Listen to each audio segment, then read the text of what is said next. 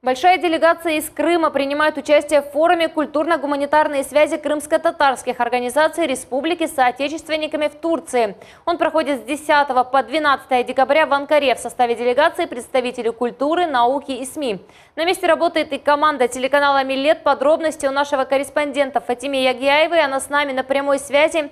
Фатиме, селям алейкум, расскажи о программе форума.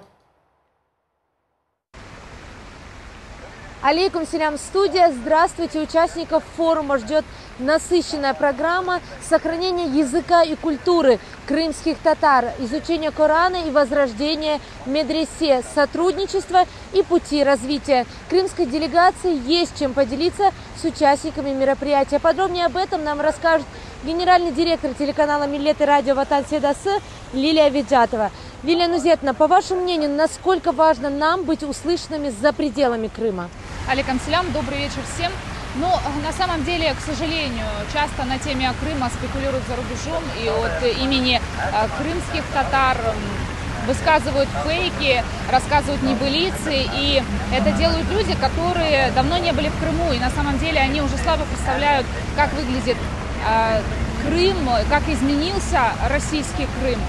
И этот форум, в первую очередь, дает возможность рассказать правду, рассказать о том, как живет народ на родине, о безграничной поддержке со стороны крымских властей, Российской Федерации, со стороны главы Республики Крым Сергея Аксенова, о государственных программах, которые нацелены на сохранение крымско-татарского языка, культуры, традиций, о программах, которые направлены на то, чтобы развивались национальные СМИ, телевидение, радио, газеты, журналы, медиапространство.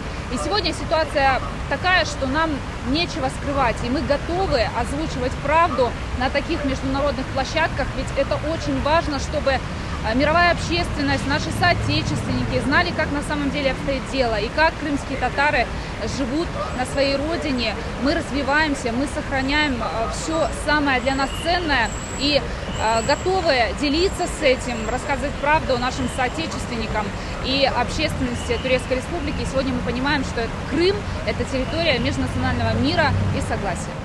Сагулна, спасибо.